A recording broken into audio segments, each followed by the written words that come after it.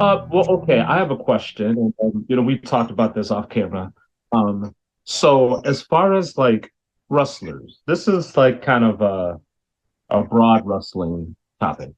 Like, what do you think are kind of the four or five pillars that make up a great wrestler? And then to go deeper, who had all of the pillars, and then who had one or none of them who are like big time stars? So I'll let you go first on somebody that or some of the characteristics, and then you can finish up.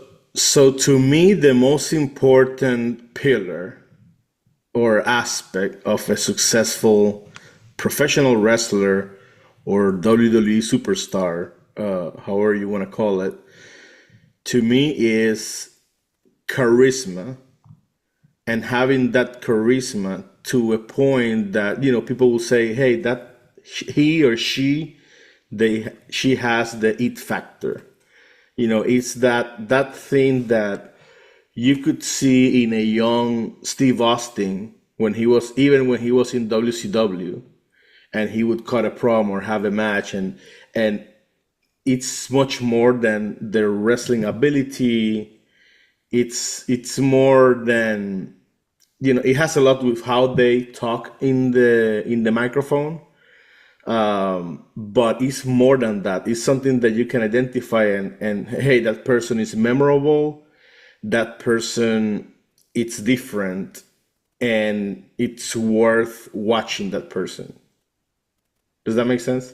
No, no, I totally agree. Totally agree. No, no, no. The charisma is part of it. I mean, to me, when I think about that, I think of okay, the first thing, charisma slash promo.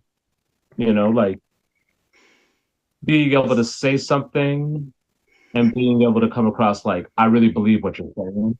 So Yep. that's kind of the charisma for me. Uh, Two would be in-ring work. I just wanted to like you don't have to be the best worker in the world. I just wanted to like look kind of realistic and look like a struggle. Uh, Three would be like the look. Like you have to like look like something. Like I Orange Cassidy. I like to call it the airplane test. When you're walking through the airport and you see somebody, you go, who in the world is that? I wonder what he does. Like what like is he famous? Should I know him? Like there's that. And there's certain wrestlers like if you saw The Undertaker in an airport, you would think he's somebody. Right. You have to question like well, he's something important. And then the last thing is kind of it's just kind of like an intangible thing, man. It's hard to like even like put your finger on it. It's like I don't know, maybe those are the three most important things, I guess. But as far as people who I think had it all, um I think obviously I'm questioning his in-ring work a little bit, but The Rock obviously has enough of everything that he just stands out. The Rock is one of my favorite of all time, as you know. And I think people sometimes confuse in-ring ability with backflips and being able to do anything in the ring like AJ Styles or a Will Ospreay can do right on the ring. But to me, in-ring ability, it's more than that, right? It's not only that you can do it, but more importantly, how you do it. And you mentioned before, right, that it's believable. But and to me, The Rock could be believable at times, but then he could be over the top. I agree. And right, and I but he's on over the top that you will remember, right? Like Ric Flair over the top. Hmm. And I saw the other day a video with the stoners that he took, every stoner that he took from Stone Cold Steve Austin, and he would sell that shit like no one else. He would take the stoner and backflip, and it was amazing, right? The If you watch a Rock match, you see that he has a lot of mannerisms, original stuff that he does. The thing with the hand, right, and the way he moves, the way he stands up, everything says The Rock. He's very unique. And I was making fun of Orange Cassidy a minute ago, but he's a version of that, right? He has a unique, and I know you don't like Orange Cassidy much, but he can wrestle a very unique and different style than anyone else. He's not as believable as The Rock because he doesn't have the size. Obviously, he's not this big man, but he's very good. And every match that he always puts out is very entertaining. So I will say this about an Orange Cassidy. When he's at his best, can he wrestle? The answer is yes. The problem is some of the other stuff. It's like a joke. He doesn't look like a Billy Buck. I've actually seen him at airports. I've seen him at the airport. And you would walk right by him and not notice him unless you were like really looking for him. I kind of just walk right up to him. Oh, like there he is. He doesn't look believable. And like, I don't mind like jokes in wrestling, and I don't mind like silliness, but he just goes too far with it. And so, no. So how can you not notice him in the airport when he has his t-shirt with his face and his jean jacket and sunglasses? Like, come on.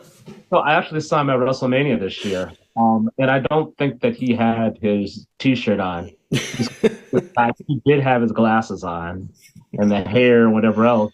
Yeah. And he's standing behind me, and I was just like, "Yeah, you have a nice weekend." And he's just like, "Thanks." Yeah. But no, he just doesn't. I will have soft kick him, soft kick the shit out of him. In the line, very annoying. The old fashioned. No, yeah, but so The Rock. There's guys like The Rock, Ric Flair, Randy Orton. That Randy Orton will not do a 450 off the top rope, right? But everything he does in the ring, the way he moves, everything he does, it's so him. And so special that to me, those three, they're in my Mount Rushmore, right? And none of them are the back flippers, high flyers. So I'll tell you somebody who, when I was thinking about this question that I thought of right away, that's kind of off the beaten path, was Raven King Rick Rude. That guy, he didn't do any frills, nothing fancy, but he looked like $1 million. He could talk. He looked like something. He had his own charisma, and his work rate was crazy, and he could really, really wrestle, And that was back in the day when, in the 80s, they didn't care about wrestling in WWE, in my personal opinion. Mm-hmm. But so he came to mind when I was thinking of this question. For me, on the Meeting the Pillars, I mean, those three, obviously, there's guys that are so good in one of the pillars, right? Like Seth Rollins or AJ Styles or Daniel Bryan or Will Ospreay, right? They're so good in the in-ring ability that I think they can manage. Now, Daniel Bryan is good on the microphone too. He's the whole package. Maybe not the look so much, right? Because he's a small guy or a smaller guy. Mm-hmm. But at least, his feet, he's in good condition. When his face, right, his facial expressions, you can believe them, right? Violent in the ring and all of that. Then, AJ Styles, he's not the best one in the microphone, but I mean, he's been for decades one of the best, if not the best in the ring. He worked at his mic skills. He got better. Right. Especially when he's a heel, he can do a bit better, as most people can. Another question that you had was that can someone live with zero in one of the pillars, right? Can someone still succeed as a professional wrestler if they're really good at one or two things, but they have nothing in one of the other things? Is that viable? Um, maybe, maybe. What was Bray Wyatt that good in the ring? It wasn't that bad. I didn't think he was that bad. Mm, No, no, he's not the first person that came to mind. I think to me, when I think about that, I think about 80s WWE. I think of this is disrespectful. I think of Hogan. I think Hogan had nothing in ring. That's just you my know, take. do you see him in Japan? Yes. In Japan, he was awesome. They, He they, was really they, good. but like to go your whole career with selling, selling, selling, on 8 foot leg block, and that's your match, your whole career, got away with that? No, that's not acceptable. And hey, I'm not a big Hogan fan. I never was, but that's the thing, right? In ring, people would get with him on that ring, and he would do his mannerisms, right? And I know he had the no selling mode. He would get hit, but that worked for him so well. So I'm not 100% sure if I agree with you there.